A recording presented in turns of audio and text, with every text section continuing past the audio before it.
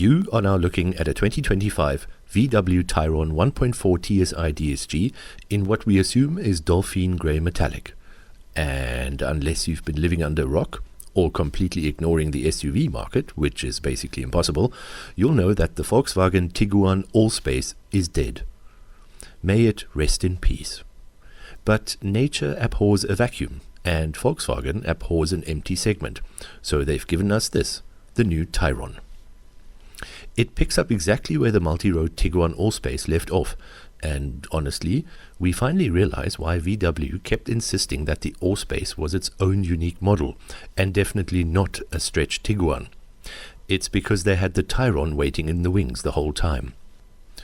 So, while the rest of the SUV world is currently swept up in a boxy Defender-esque design language, where everything has to look like a shipping container on wheels, the Tayron sticks to the swish, fluid lines that everyone else was doing a few years ago. You've got this massive gulping front bumper that looks ready to swallow a Polo whole, and of course the obligatory rear light bar, which, if we trace our automotive history back, I'm pretty sure Volkswagen actually invented with a little T-cross. It works here.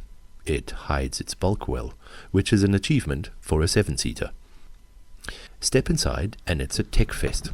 Does it have wireless airbag lane CarPlay? Yes it does. It has all the contemporary safety and convenience aids you could possibly want. There are a few quirky touches in here though. For starters, we have a twisty-turny gear selector stalk on the steering column. But our absolute favorite party trick is on the lower center console. Here you'll find a split personality drive mode selector that, applause please, doubles as a volume knob. Look, it's even got a little heart for your individual drive setting. Ach, cute man. As for practicality, the middle seats recline with one pull. Far rear seat space is sufficient for kids and teens.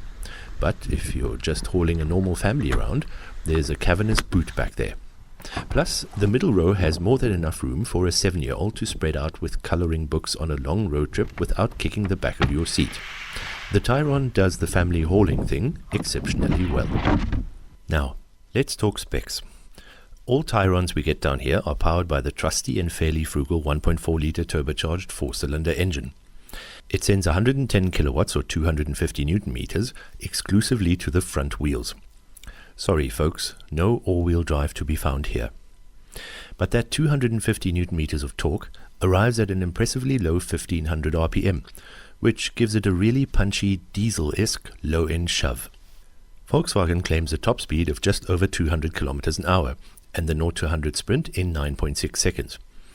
Now, you know we can never just take their word for it. We've been running a RaceLogic performance box for over a decade now, so naturally we strapped it to the windshield to see what's what. Thanks to the DSG's built-in launch control, some dense coastal air and 95 unleaded, we actually managed to beat VW's claim, logging a 9.57. For a heavy front-wheel drive family bus with a 1.4 engine, that's genuinely not bad.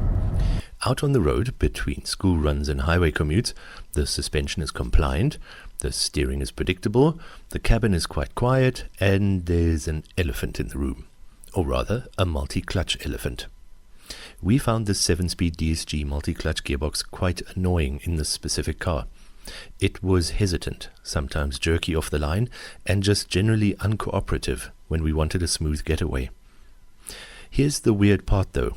The new Tiguan we tested last year had the exact same drivetrain, and that drove beautifully.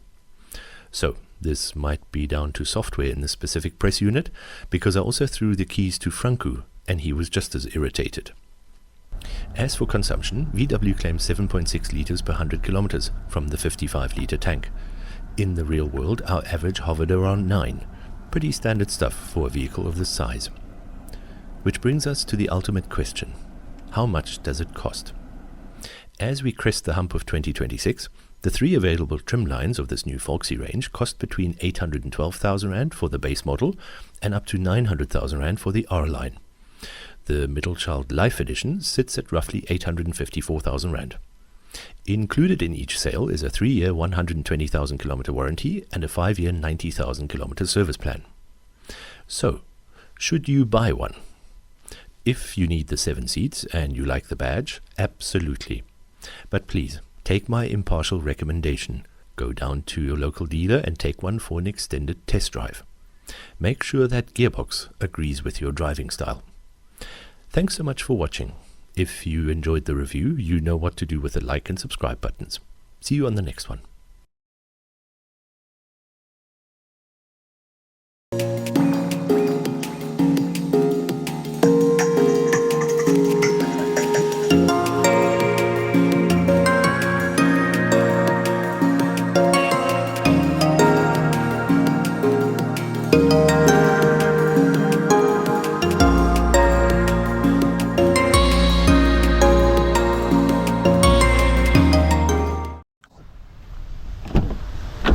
Oh, hang on.